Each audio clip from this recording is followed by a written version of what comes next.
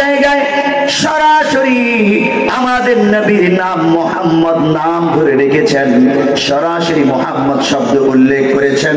তার মধ্যে এই সূরা ফাতহ এর 29 নম্বর আয়াত, মুহাম্মাদুর রাসূলুল্লাহ। জিজ্ঞাসা, কেন আল্লাহ তাআলা এখানে মুহাম্মদ শব্দটা উল্লেখ করলেন? অন্যান্য জায়গায় ইয়া আইয়ুহান নাবিয়্যু, ইয়া আইয়ুহার রাসূল এভাবে উল্লেখ করেন, কিন্তু এখানে মুহাম্মদ সরাসরি কেন নাম বললেন? কারণ আছে, শানে নুজুল আছে। 6 হিজরিতে আল্লাহ করে নবী স্বপ্ন দেখেছেন, হজ করার জন্য বাইতুল্লাহ গিয়েছেন। সাহাবায়ে কেরামকে বললেন, আমি তো এই স্বপ্ন দেখেছি। সাহাবীরা বলল, ইয়া রাসূলুল্লাহ, আমরাও আপনার সাথে যাব উমরা হজ করার জন্য, প্রস্তুতি নিন। 1400 সাহাবী রেডি হয়ে গেল। আল্লাহ করে নবী মক্কায় চলে যান হজ করার জন্য।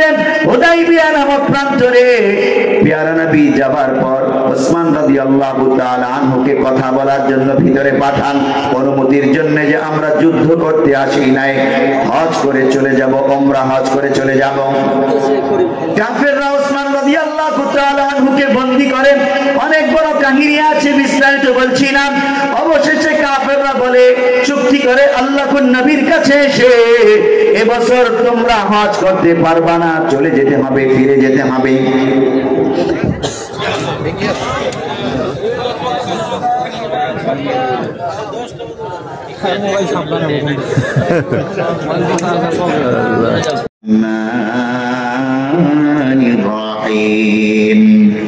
মুহাম্মাদুর রাসূলুল্লাহ ওয়াল্লাযীনা মা'আহু আশিদ্দাউ আলাল কুফফারি রুহামাউ বাইনাহুম তারাহুম রুক'আন সুজ্জাদান ইয়াবতাগুনা ফাদলান মিনাল্লাহি ওয়া রিদওয়ানা سيماهم في وجوههم من أثر السجود وقال النبي صلى الله عليه وسلم لتتبعن سنن الذين من قبلكم شبرا بشبر وذراعا بذراع حتى لو دخلوا في هجر رب لاتبعتموهم قلنا يا رسول الله اليهود والنصارى قال فمن أو كما قال النبي صلى الله عليه وسلم محبت رشاد درود إبراهيم قري اللهم صل على محمد وعلى آل محمد كما صليت على إبراهيم وعلى آل إبراهيم إنك حميد مجيد اللهم بارك على محمد وعلى آل محمد كما باركت على إبراهيم وعلى آل إبراهيم إنك حميد مجيد الحمد لله যুব সমাজের উদ্যোগে আয়োজিত আজকের এই দ্বিতীয় বার্ষিক ওয়াজ মাহফিলে সম্মানিত সদরে জলসা উপস্থিত আছেন জাতির শ্রেষ্ঠ সন্তান মুহতারাম মুআজ্জাজ উলামায়ে কেরাম, সামনে উপবিষ্ট কোরআনের আশিক দ্বীনের শহীদ মুসলমান ভাইরা, পর্দার অন্তরালে অবস্থানরত আমার মা ও বোনেরা ও আজকের মাহফিল ইন্তজামকারী আমার যুবক ভাইরা, আল্লাহ পাকের দরবারে অগণিত অসংখ্য শুকরিয়া। রব্বি করিম আমাদেরকে যুবকদের উদ্যোগে আয়োজিত কোরআনের এই তাফসীর মাহফিলে বসার জন্য কবুল করে নিয়েছেন। অন্তর থেকে শুকরিয়া আদান বলি আলহামদুলিল্লাহ। শেষ জামানায়, ফিতনার জামানায় যখন আপনি দেখবেন যুবকরা গুনাহের কাজ ছেড়ে, অন্যায় অপরাধের কাজ ছেড়ে, সুদ, ঘুষ, দুর্নীতি, জেনা, ব্যভিচার, সন্ত্রাসী কর্মকাণ্ড বাদ দিয়ে তারা মাহফিলের ইন্তজাম করছে, ইসলামের পক্ষে কোনো ভূমিকা রাখছে, তারা কোরআনের পক্ষে স্লোগান তুলছে, তো আপনি জেনে নিয়েন ইসলামের বিজয়ের সময় ঘনিয়ে এসেছে। এই যুবকদের মাধ্যমেই, যুবকদের ভূমিকার মাধ্যমেই অতি শীঘ্রই আল্লাহ তাআলা বাংলার জমিন সহ সমগ্র পৃথিবীতে ইসলামকে বিজয়ী করবেই করবে ইনশাআল্লাহ। যেই যুবকদেরকে আমরা বলতাম স্কুল, কলেজ, ইউনিভার্সিটি পড়ুয়া যুবকদেরকে যে তারা গড্ডালিকা প্রবাহে গা ভাসিয়ে দিয়েছে, তারা গুনাহের মধ্যে লিপ্ত, তারা ইসলাম বলতে কিছুই বোঝে না, তারা ন্যায় অন্যায় বোঝে না, কিন্তু আমরা দেখলাম 5ই আগস্টের পূর্বে সেই যুবকরাই, সেই ইউনিভার্সিটির যুবকরাই ইনসাফের পক্ষে, বৈষম্যের বিরুদ্ধে এমন তীব্র আন্দোলন গড়ে তুলল, ন্যায়ের পক্ষে, ইনসাফের পক্ষে এমন তীব্র আন্দোলন গড়ে তুলল, বাংলাদেশ থেকে মুহূর্তের মধ্যেই জুলুমের রাজপ্রাসাদ ভেঙে খান খান হয়ে গেল। এটাই প্রমাণ করে শেষ জামানায়, ফিতনা ফাসাদের জামানায় যুব সমাজ যদি জেগে ওঠে, ন্যায়ের পক্ষে স্লোগান দেয়, বাতিলের রাজপ্রাসাদ যতই শক্তিশালী হোক ভেঙে খান খান হয়ে যেতে বাধ্য। প্যারে হাজিরিন, আমার যুবক ভাইয়েরা মাহফিলের ইন্তজাম করেছে, যারা করেছে আমি আশাবাদী তাদের মাধ্যমে অত্র এলাকায় ইসলামের আলো ছড়িয়ে পড়বে, ইসলাম বিজয়ী হবে, তাদের মাধ্যমে এই এলাকায় কোনো অন্যায় অপরাধ হবে না, ঠিক কিনা?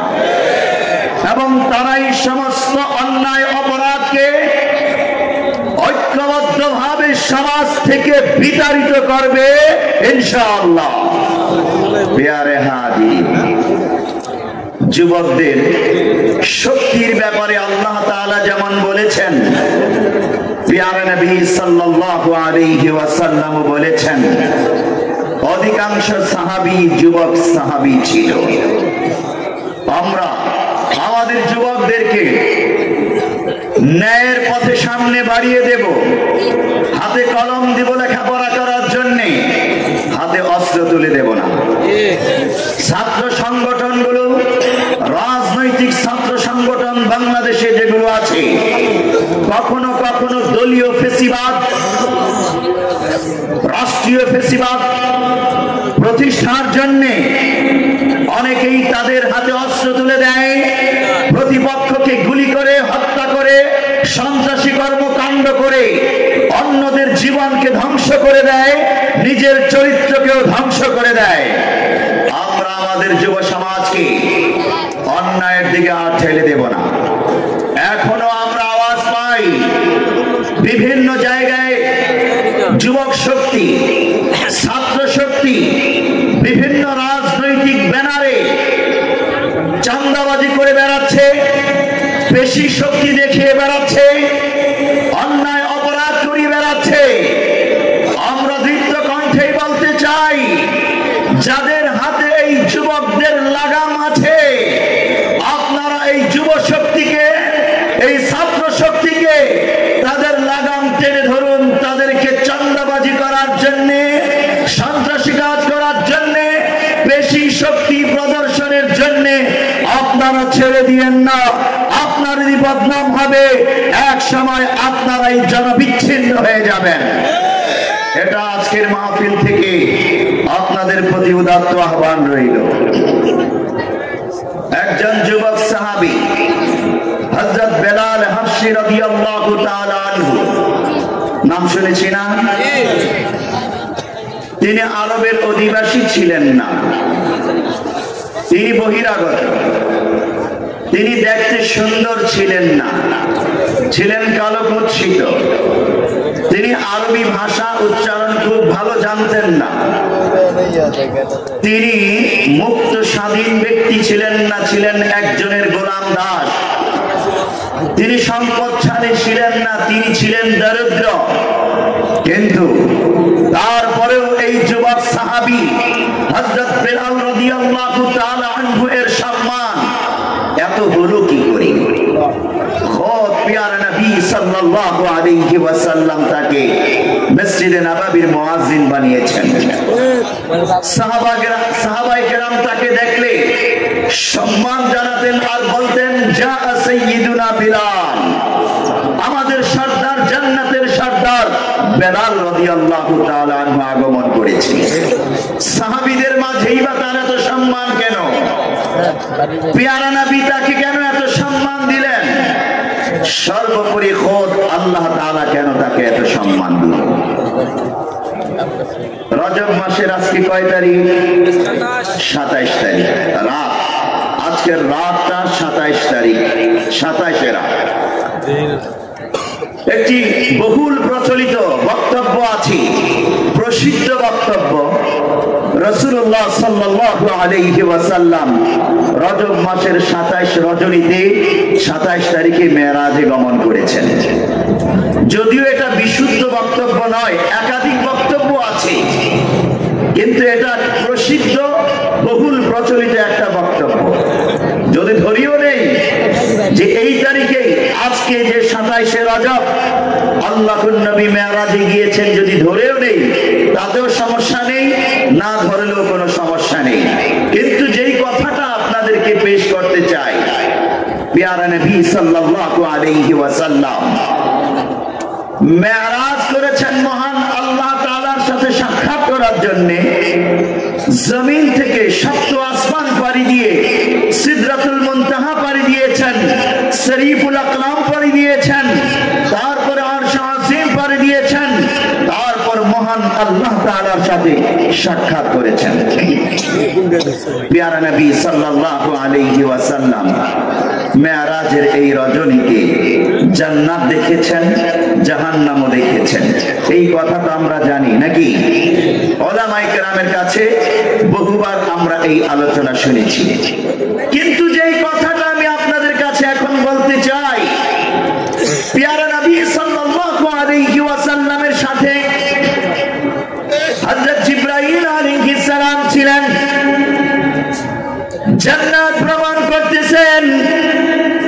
জান্নাতের মধ্যে একজনের কণ্ঠের আওয়াজ শুনতে পাইলেন। প্যারা নবী সাল্লাল্লাহু আলাইহি ওয়াসাল্লাম মনে হলো যেন একজন সাহাবীর কণ্ঠের আওয়াজ শুনতে পাইতেছি। আল্লাহর নবী সাল্লাল্লাহু আলাইহি ওয়াসাল্লামের হাদিস, লাইলাতুল উসরিয়া নবী সাল্লাল্লাহু আলাইহি ওয়াসাল্লাম যে মেরাজ রজনীতে প্যারা নবী সাল্লাল্লাহু আলাইহি ওয়াসাল্লাম ভ্রমণ করেছেন আল্লাহর সাথে দেখা করার জন্য।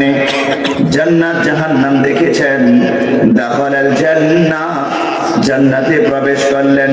ফাসামিআ মিন জানিবিহা ওয়াজসা, জান্নাতের এক প্রান্ত থেকে একটি কণ্ঠের আওয়াজ শুনতে পাইলেন। ক্বালা ইয়া জিবরিল মা হাদা, প্যারা নবী সাল্লাল্লাহু আলাইহি ওয়াসাল্লাম হযরত জিবরাইলকে জিজ্ঞেস করলেন, ভাই জিবরাইল, এটা আমি কিসের আওয়াজ শুনতে পাইতেছি? قال هذا بلال المؤذن يا رسول الله, এটা আপনার মুয়াজ্জিন সাহাবী বিলাল রাদিয়াল্লাহু তাআলা আনহু। সুবহানাল্লাহ। ইয়া রাসূলুল্লাহ, আপনি বিলাল রাদিয়াল্লাহু তাআলা আনহুর কণ্ঠের আওয়াজ শুনতে পাইতেছেন। فقال النبي صلى الله عليه وسلم حين جاء إلى الناس, প্যারা নবী সাল্লাল্লাহু আলাইহি ওয়াসাল্লাম মেরাজের সফর শেষ করে যখন মদিনায় ফিরে আসলেন, মেরাজের সফর শেষ করে যখন মক্কায় ফিরে আসলেন, সাহাবায়ে কেরাম রাদিয়াল্লাহু তাআলা আনহুর সামনে বয়ান করছিলেন, قد أفلح কইলেন, ও আমার সাহাবীরা, বেলাল তো সফল কাম হয়ে গিয়েছে। সুবহানাল্লাহ, বেলাল সফল কাম হয়ে গেছে, বেলাল বিজয়ী হয়ে গেছে। রাআইতু কাদা ওয়া কাদা, আমি জান্নাতে গিয়ে বেলাল রাদিয়াল্লাহু তাআলা আনহু কণ্ঠের আওয়াজ শুনতে পেয়েছি, তার পায়ের আওয়াজ শুনতে পেয়েছি। বেলাল তো সফল কাম হয়ে গেছে, আমি জান্নাতে গিয়েও বেলালের কণ্ঠের আওয়াজ শুনতে পেয়েছি। সুবহানাল্লাহ। হাদিস রয়েছে মুসনাদে আহমদ 2224 নম্বর হাদিস। জিজ্ঞাসা, বেলাল রাদিয়াল্লাহু তাআলা আনহু এত সম্মান পাইলেন কি করেন, এত মর্যাদা কি করে তার হলো? খোদ প্যারা নবী সাল্লাল্লাহু আলাইহি ওয়াসাল্লাম জান্নাতে গিয়ে বেলালের কণ্ঠের আওয়াজ শুনতে পাইলেন, অথচ বেলাল তখন আল্লাহর জমিনে মক্কায় অবস্থান করতেছে। ও মুসলমান, আপনি আর আমি, আপনার আমার সাথে বেলালকে একটু মিলিয়ে দেখবো। বেলাল তো দেখতে সুন্দর ছিলেন না, বেলাল আরবি ভাষাও ভালো করে জানতেন না, বেলাল স্থানীয় পাওয়ারফুল লিডারও ছিল না, বেলাল ছিল গোলাম দাস, বেলাল ধনাঢ্য ব্যক্তিও ছিল না, বেলাল ছিলেন দরিদ্র। এরপরেও আল্লাহ তাআলার কাছে এত মর্যাদা, প্যারা নবী সাল্লাল্লাহু আলাইহি ওয়াসাল্লামের কাছে এত মর্যাদা।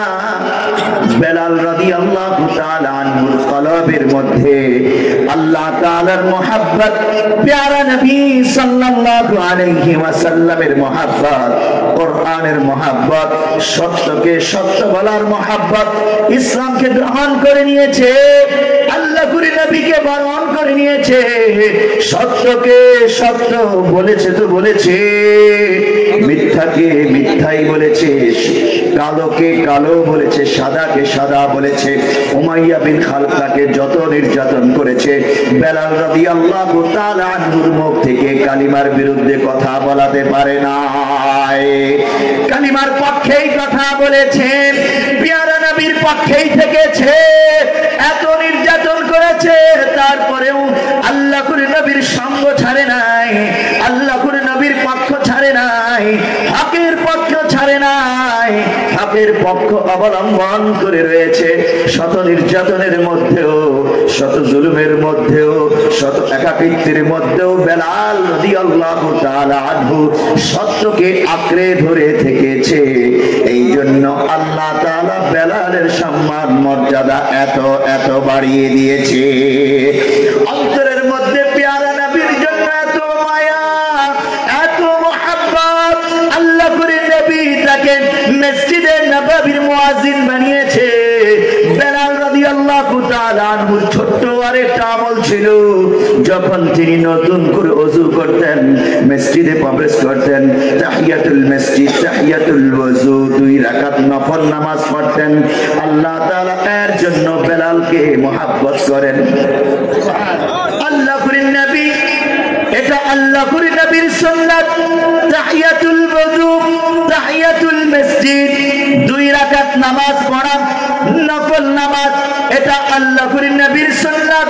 আল্লাহর নবীকে এত ভালোবাসতো, এত ভালোবাসতো, আল্লাহর নবীর ছোট থেকে ছোট কোন সুন্নত বেলালের জীবন থেকে ছুটে যায় নাই, বড় মহাব্বত করে আল্লাহর নবীকে অনুসরণ করেছি।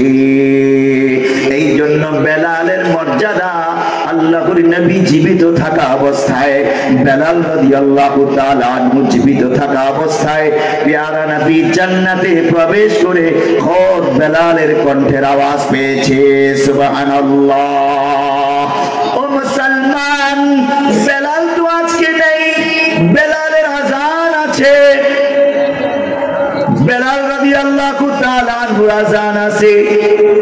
রহি আর উসমে আযা রূহ বেলালি না রহি, রহি আর উসমে আযা রূহ বেলালি না রহি, फलसफा रह गया तलकीन गजाली न रही, रह गया रस्मे आजा रूह बलाली न रही, फलसफा रह गया तलकीन गजाली न रही, আযান দেওয়ার কথা আছে নেই বেলালির প্রাণের সারা, ফলসফার থাকলে কি হয় গজালির শিক্ষা ছাড়া। হযরত বেলাল রাদিয়াল্লাহু তাআলা আনহু যেভাবে আযান দিতেন, যেই বাক্যগুলো বলতেন, আজও পৃথিবীতে সেই আযান আছে, সেই বাক্যগুলোই উচ্চারণ হয়, বরং অসংখ্য কণ্ঠে উচ্চারণ হয়।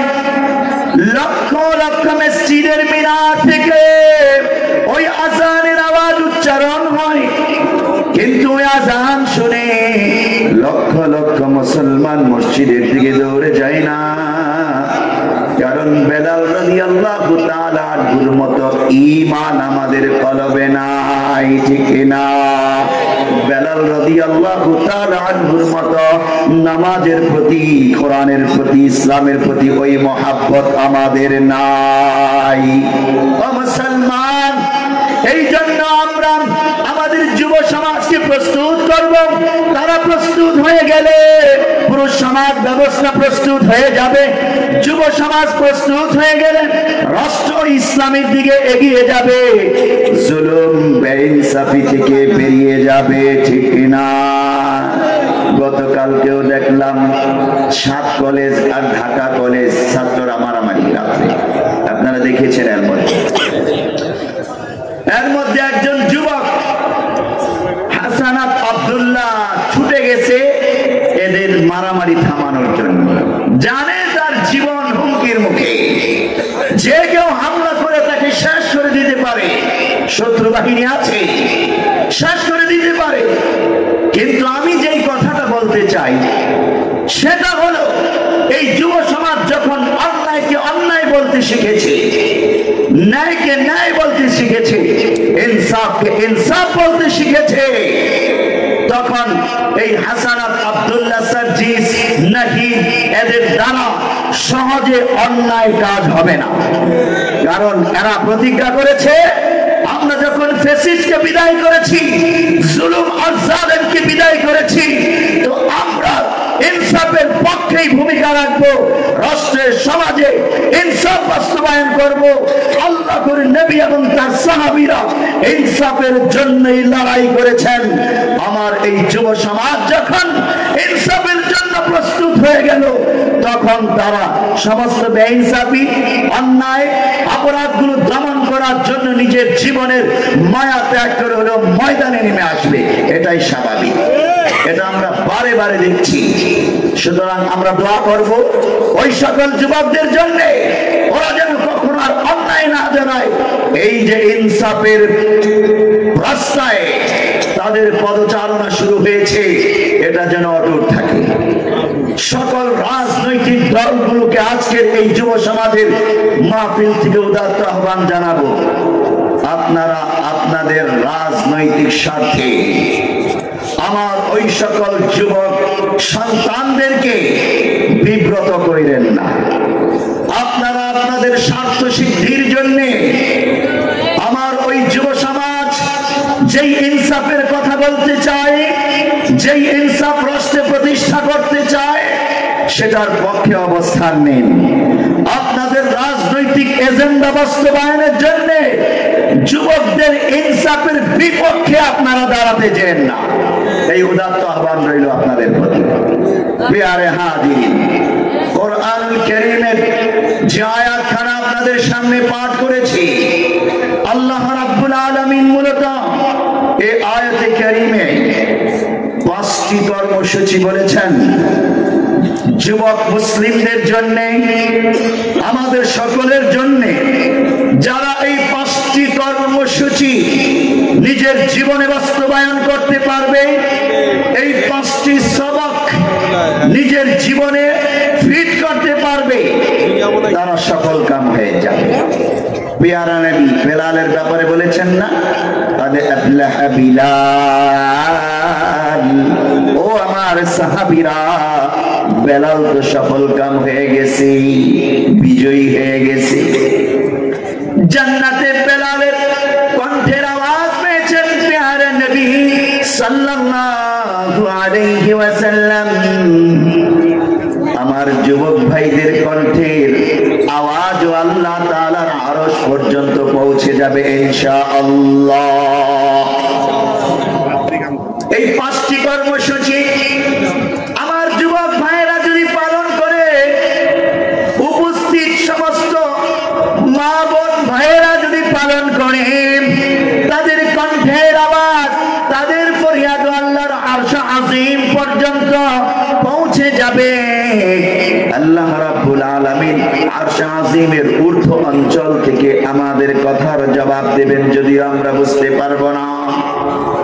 খাওলা বিনতে সালাবা রাদিয়াল্লাহু তাআলা আনহা একজন মহিলা সাহাবী, আনসারী সাহাবী ছিলেন। প্যারা নবী সাল্লাল্লাহু আলাইহি ওয়াসাল্লামের কাছে এসে একটা আবদার করলেন, মাসআলা জানার জন্য বললেন। আল্লাহর নবী বলতেছেন, তোমার এই মাসআলার ব্যাপারে আল্লাহ তাআলা এখনো কোনো ফয়সালা নাযিল করে নাই। মহিলা বারবার বলতেছেন। অবশেষে মহান রবের দরবারে মামলা রুজু করে দিল তার স্বামীর বিরুদ্ধে। আল্লাহুম্মা আশকু ইলাইক, এভাবে হাদিসে আছে, আয় আল্লাহ, আমার স্বামীর সংসারে আমার যৌবনকালটা আমি কাটিয়েছি, আমার সময়টা তার জন্যই ব্যয় করেছি, আজ সে আমাকে বিচ্ছিন্ন করে দিয়েছে। আয় আল্লাহ, আমার জন্য তুমি তোমার বিধান ফয়সালা হুকুম নাযিল করো। আল্লাহুম্মা আশকু ইলাইক, বারবার আকাশের দিকে তাকিয়ে ফরিয়াদ করতেছিলেন।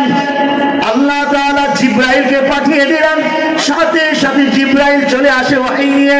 সূরা মুজাদালা নাযিল হয়, قد سمع الله قول التي تجادلك في زوجها وتشتكي إلى الله والله يسمع تحاوركما। خود الله تعالى বলছেন, قد سمع الله قول التي تجادلك في زوجها। ওগো নবী, আল্লাহ তাআলা ওই মহিলার কথা শ্রবণ করে নিয়েছেন, যেই মহিলা তার স্বামীর ব্যাপারে আপনার সাথে বাদানুবাদ করছিল। দেখুন, আল্লাহ তাআলা শুরুই করেছেন এই মহিলার কথা, এই বান্দির কথা আল্লাহ তাআলা শ্রবণ করে নিয়েছে এবং তার পক্ষেই আল্লাহ তাআলা ফয়সালা নাযিল করেছে। সুবহানাল্লাহ। আমি বলছিলাম, আমার মায়েরা, যদিও আমার মায়েরা বর্তমান ফিতনা ফাসাদের এই যুগে সমস্ত ফিতনা ফাসাদ থেকে মুক্ত থেকে, গুনাহ থেকে মুক্ত থেকে জীবনটাকে যদি পুত পবিত্র রাখতে পারেন, আর বিপদের মধ্যে পড়ে গেলে আল্লাহর কাছে যদি ফরিয়াদ করে, আমি কোরআনের উপর আস্থা রেখে বলতে পারি, খাওলা বিনতে সালাবা রাদিয়াল্লাহু তাআলা আনহার কথা, কণ্ঠের আওয়াজ যেমনি করে এই জমিন থেকে আরশ আজিম পর্যন্ত পৌঁছে গেছে। ও আমার মায়েরা, ও আমার বোনেরা, আপনার কণ্ঠের আওয়াজও এই জমিন থেকে আরশ আজিম পর্যন্ত পৌঁছে যাবে। এই জন্য পুত পবিত্র জিন্দেগি গড়ে তোলা লাগবে। হযরত খাওলা বিনতে সালাবা যেই রকম ছিলেন, একদিন ওমর ইবনে খাত্তাব রাস্তা দিয়ে হেঁটে যাইতেছেন, এক বুড়ি ডাক দিলেন, ওমর এদিকে আসো। ওমর দৌড়ে যায়। তখন ওমর ইবনে খাত্তাব খলিফাতুল মুসলিমিন, যার ভয়ে অর্ধ পৃথিবী থরথর করে কাঁপে। ওমর দৌড়ে গেলেন, অনেকক্ষণ দাঁড়িয়ে দাঁড়িয়ে কথা বললেন, কয়েক ঘন্টা। সাথে যেই সৈন্যরা ছিল, রাষ্ট্রীয় মন্ত্রী পরিষদ ছিল, তাদেরকে রাস্তার মোড়ে দাঁড় করিয়ে রেখেছে। ওমর ফিরে আসার পর জিজ্ঞেস করলেন, আই আমিরুল মুমিনিন, এত বড় দুঃসাহস এই মহিলার, কে এটা? আপনার মতো আমিরুল মুমিনিনকে দাঁড় করিয়ে রেখে কথা বলে, কত বড় বেয়াদব। ওমর ইবনে খাত্তাব বলেন, তোমরা কি জানো কে এই মহিলা? আরে আল্লাহর কসম করে বলতেছি, সে যদি সকাল থেকে রাত পর্যন্ত আমাকে দাঁড় করিয়ে রাখতো, আমি দাঁড়িয়েই থাকতাম যতক্ষণ সে ছুটি না দিত। আল্লাহু আকবার। জানো কি কে এই মহিলা? আরে আমি ওমর ইবনে খাত্তাব। আর কি এই মহিলা যখন আল্লাহর জমিনে দাঁড়িয়ে ডাক দিয়েছে আল্লাহকে, আরশ আজিমের ঊর্ধ্ব থেকে আল্লাহ তাআলা তার ডাকে সাড়া দিয়ে জিবরাইলকে পাঠিয়ে দিয়েছে। আল্লাহু আকবার। একটি সূরা নাজিল করেছে, সূরা মুজাদালা। এই হলো সেই ভাগ্যবান নারী খাওলা বিনতে সালাবা রাদিয়াল্লাহু তাআলা আনহা। কত বড় ভাগ্যবান! তাহলে এই মহিলা খাওলা বিনতে সালাবাও সফল কাম হয়ে গেছে। আমি আর আপনি, আমাকে আর আপনাকে জিজ্ঞাসা করব, তোমার জীবন সফল কাম হয়েছে কি? তোমার সন্তানের জীবন সফল কাম হয়েছে কি? আল্লাহর নবী হাসরের ময়দানে তোমার পক্ষে এই বক্তব্য দিবেন কি? কদ আফলাহা হায়াত, তোমার হায়াত সফল কাম হয়েছে, তোমার জীবন সফল কাম, এটা বলবেন কি? কতটুকু প্রস্তুত করেছে আপনাকে আমাকে। দেখুন সেই 5টা কর্মসূচি আল্লাহ রাব্বুল আলামিন বলছেন। একটা কর্মসূচির ইঙ্গিত দিয়ে ফেলেছি। মহান আল্লাহ বলছেন, মুহাম্মাদুর রাসূলুল্লাহ ওয়াল্লাযীনা মাআহু আশিদ্দাউ আলাল কুফফারি রুহামাউ বাইনাহুম। মুহাম্মদ, আল্লাহ তাআলা কোরআনুল কারীমে মোট 4 জায়গায় সরাসরি আমাদের নবীর নাম মুহাম্মদ নাম ধরে রেখেছেন, সরাসরি মুহাম্মদ শব্দ উল্লেখ করেছেন। তার মধ্যে এই সূরা ফাতাহ এর 29 নম্বর আয়াত, মুহাম্মাদুর রাসূলুল্লাহ। জিজ্ঞাসা, কেন আল্লাহ তাআলা এখানে মুহাম্মদ শব্দটা উল্লেখ করলেন? অন্যান্য জায়গায় ইয়া আইয়ুহান নাবিয়্যু, ইয়া আইয়ুহার রাসূল এভাবে উল্লেখ করেন, কিন্তু এখানে মুহাম্মদ সরাসরি কেন নাম বললেন? কারণ আছে, শানে নুজুল আছে। 6ষ্ঠ হিজরিতে আল্লাহর নবী স্বপ্ন দেখেছেন, হজ করার জন্য বাইতুল্লাহ গিয়েছেন। সাহাবায়ে কেরামকে বললেন, আমি তো এই স্বপ্ন দেখেছি। সাহাবীরা বলল, ইয়া রাসূলুল্লাহ, আমরাও আপনার সাথে যাব উমরা হজ করার জন্য, প্রস্তুতি নিন। 1400 সাহাবী রেডি হয়ে গেল। আল্লাহর নবী মক্কায় চলে যান হজ করার জন্য। হুদাইবিয়া নামক প্রান্তরে পেয়ারা নবী যাবার পর ওসমান রাদিয়াল্লাহু তাআলা আনহুকে কথা বলার জন্য ভিতরে পাঠান, অনুমতির জন্য, যে আমরা যুদ্ধ করতে আসি নাই, হজ করে চলে যাব, উমরা হজ করে চলে যাব। কাফেররা ওসমান রাদিয়াল্লাহু তাআলা আনহুকে বন্দী করে। অনেক বড় কাহিনী আছে, বিস্তারিত বলছি না। অবশেষে কাফেররা বলে, চুক্তি করে আল্লাহর নবীর কাছে এসে, এবছর তোমরা হজ করতে পারবা না, চলে যেতে হবে, ফিরে যেতে হবে।